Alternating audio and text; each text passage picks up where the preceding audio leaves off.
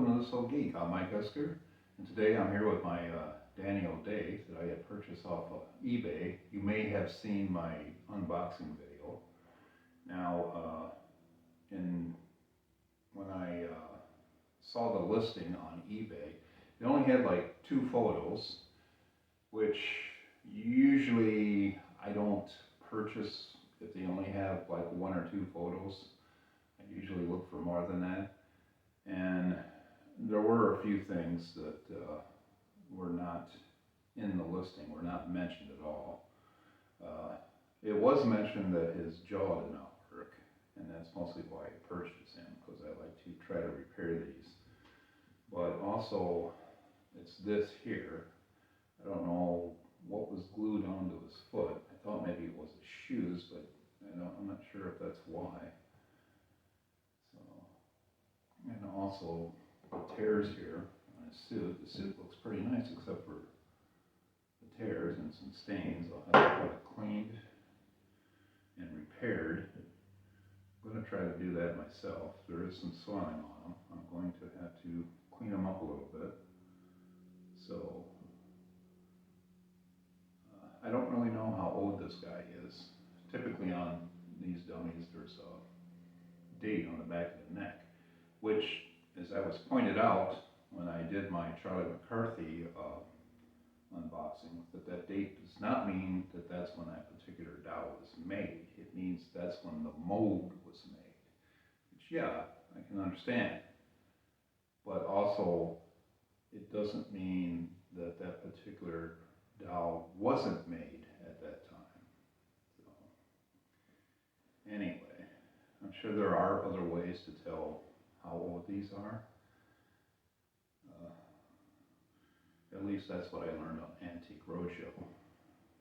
But it does have a tag here. It does say Jimmy Nelson, Danny O'Day, and you're not going to be able to read that. It's too faded, but it's pretty frayed and worn out. So if anybody has any more information on these, let me know. Let me know in the comments. Fill me in. But overall, he's not in too bad a condition. I just need to do some repairs and clean up a few things, and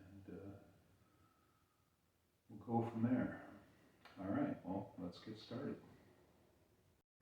The first thing to do was to remove his head by removing the wire that held it on there. Now the wire was rusted, and it did leave a ring of rust around the neck of the body, which I tried to get that off, but I couldn't do that. I had this piece of cardboard here separating the head from the stuffing in the body, and as I suspected, the rubber band disintegrated. Here I am untying the knot in the pull string. I'm taking it out because I'm going to clean that. And here's a bowl of water. Put a little OxyClean in there, and I'm going to put the string in there, and I'm going to let that soak overnight till it gets nice and clean.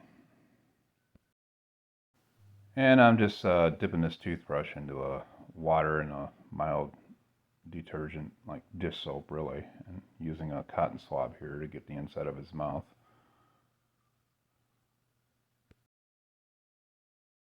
Now you see this notch on the back of the neck here. Well, there was a hook, a metal hook apparently, that hooked back there. You can see it where it was, the mark where it was on there. And here I'm taping his mouth shut so I can thread the elastic through the metal loop that is down there on his jaw. It'd be, I believe, on the top of his jaw. I'm threading the elastic through, pulling it out, pulling it all the way through.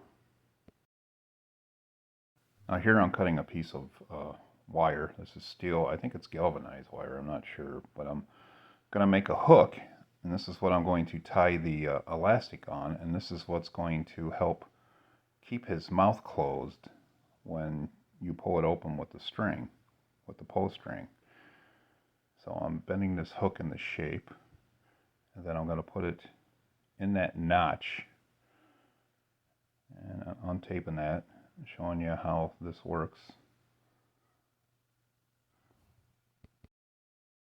And here I am wrapping around and tying the elastic. I'm pulling it as tight as I possibly can because you want it nice and tight, because you want that mouth to be able to close after you pull the pull string. So I pull it nice and tight, and there it is. You see the hook there, and there's the elastic. Yep, and there you go. When his mouth opens, it should close just like that. Now here's the string. After I let it soak all night, I put a dab of tacky glue on the end there so it's not frayed. So, and let that dry, make it easier to stick through this staple or whatever it is right there on the bottom of his jaw, and then I have to pull it through the hole in the back. So I insert the string into the hole, and then I feed it through the staple, and I got it through there, and I'm pulling it out. And then I put that end back through the hole in his neck, so it's doubled like that. And then I just tie it together, make a knot, and there we go. That's how it should operate. Now I'm cutting a length of that steel wire again, making it just a little bit bigger than the original wire. Now this took a little doing, but I managed to get this all the way around the neck there. I put that piece of cardboard back in, and to tighten it, I twist it together a little bit, twist them, so that's a starting point. I put the head on there, and I work the wire around into the head, and I twist it, make it tighter, make sure it's all the way around the head. And this, I'm doing it so his head turns a little bit. And as you see, I cut out the excess, and now I'm sewing that gap right there.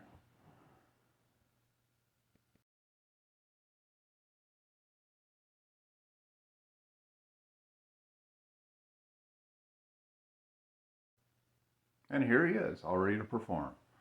Let's do this thing. So, if you like this video, give it a thumbs up, and please subscribe to the channel. And have a great day.